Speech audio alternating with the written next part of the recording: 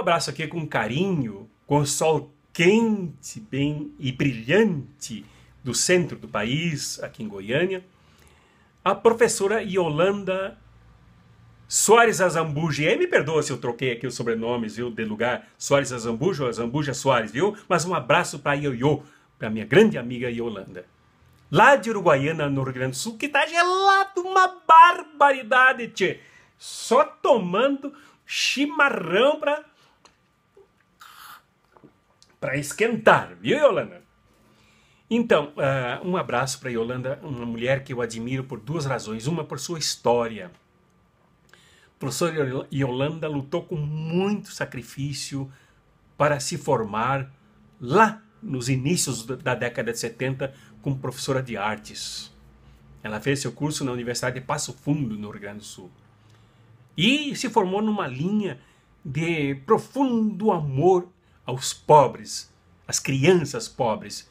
E como professora de artes, ela soube lidar, e ainda sabe lidar, com seus 81 anos, com os talentos, os dons, os potenciais que atuam abundantemente, que existem abundantemente na vida dos pobres. Parabéns pela professora Yolanda e pela opção de linha pedagógica que ela fez. Segundo, porque a professora Yolanda teve a coragem de romper com o pensamento único dominante, que durante o mensalão colocou Joaquim Barbosa como um ídolo de pessoas que não pensam, pessoas que não refletem, pessoas que não estudam, pessoas que não analisam, pessoas que não conversam com quem analisa. A professora Yolanda chegou a entrar nessa onda.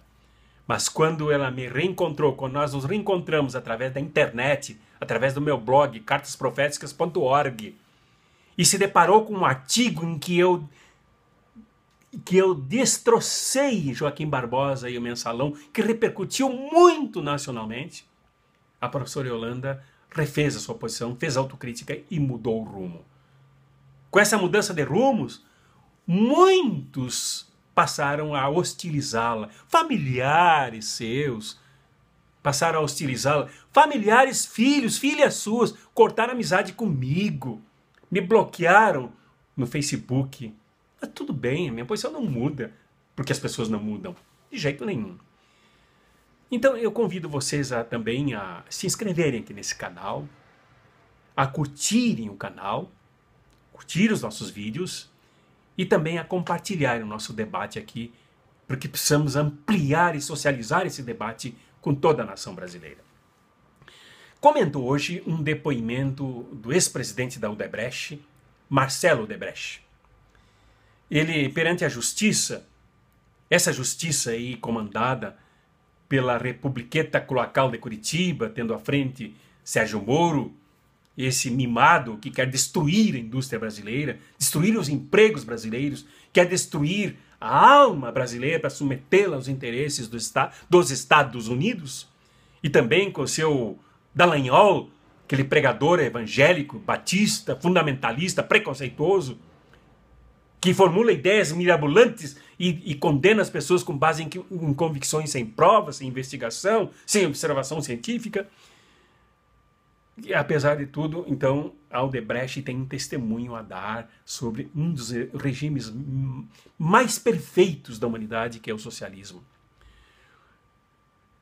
Muitos de vocês sabem que a Odebrecht, essa grande empresa brasileira, responsável por grandes obras de infraestrutura no país, pela construção de navios, por ter a ciência mais avançada na construção de navios nucleares, perseguida por Sérgio Moro, que desemprega milhares de trabalhadores dos mais qualificados do país, a Odebrecht constrói um porto em Cuba, Porto Mariel. E lá, o senhor Marcelo Odebrecht, pessoalmente, à frente da sua empresa, juntamente com o staff da Odebrecht, constataram aquilo que muitos coxinhas negam enxergar, porque eles não estudam, eles vão atrás da Globo, eles vão atrás do Bolsonaro. Ora são milhões de Aécios, ora são milhões de Moro, ora são milhões de Joaquim Barbosa, ora são milhões de Bolsonaro. Enfim, eles estão assim perdidos, não sabem, porque não estudam, não refletem, não pensam, não analisam, não conversam com quem estuda, com quem reflete, com quem analisa. Aí eles vão. Agora já estão contra o Temer, né? Querem o Maia como presidente do Brasil, querem alguém da Globo, né? Pois bem, o senhor Odebrecht fez um depoimento que não foi feito por ninguém do campo socialista, mas do campo empresarial, do campo capitalista, dizendo que em Cuba a corrupção se aproxima de zero. Ele só não quis dizer que a corrupção em Cuba é zero. É zero. E disse que é assim porque os ministros do governo cubano, do governo socialista, são homens simples que andam de automóveis simples e que moram nas suas mesmas casas.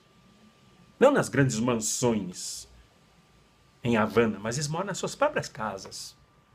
Eu tenho amigos meus que estudam em Cuba ou fizeram medicina em Cuba, amigos muito especiais, que andaram todos os dias de ônibus para sair das suas casas até a universidade, andando com os ministros de Estado de Cuba. Os mesmos ônibus, alguns ônibus muito velhos em Cuba, reformados, muito em condições, mas velhos, década de 50 ainda. Porque em Cuba a prioridade não é o consumo. Em Cuba a prioridade não é trocar uma coisa por outra para satisfazer o mercado. Em Cuba a prioridade é a vida coletiva, é a vida do povo, é a justiça social, é a democracia, é a participação das pessoas. Por isso que não tem corrupção em Cuba, porque o regime lá é socialista. E o socialismo se centra principalmente na partilha dos bens produzidos pela classe operária, pela classe trabalhadora, que é o sujeito privilegiado do regime. No socialismo, não são os capitalistas que comandam o Estado e nem os interesses da nação, mas os trabalhadores e os seus amigos, como os intelectuais, como aqueles que apoiam a justiça social. Por isso que em Cuba não tem corrupção. Lá os ministros não usam os cargos de Estado, os ministérios, ou Estado, os aparelhos de Estado, em benefício próprio, como aqui no Brasil, cujo regime é essencialmente capitalista e dos mais podres possíveis, como eu já disse em outros vídeos. Então, o senhor Marcelo Odebrecht, ex-presidente das maiores empresas capitalistas do mundo, diz com todas as letras que a corrupção em Cuba beira a zero. E só pode beirar mesmo, porque no regime capitalista, no regime socialista, as coisas públicas, as coisas do povo, são controladas rigorosamente. Outro dia eu falarei como é que se tratam os corruptos no regime socialista. Sem dó e nem piedade. Os que traem a pátria, os que traem o socialismo, os que traem os trabalhadores, os que traem o povo, são tratados rigorosamente e o seu caminho é ranger os dentes no inferno. Não esqueçam de se inscrever aqui, não se esqueçam de curtir este vídeo, curtir outros, e não se esqueçam de compartilhar e socializar esse debate, debate profético, debate crítico, debate social, debate democrático que nós precisamos fazer com a nação brasileira, entre nós e com todos, inclusive no mundo inteiro. Abraços críticos e fraternos para cada uma de vocês.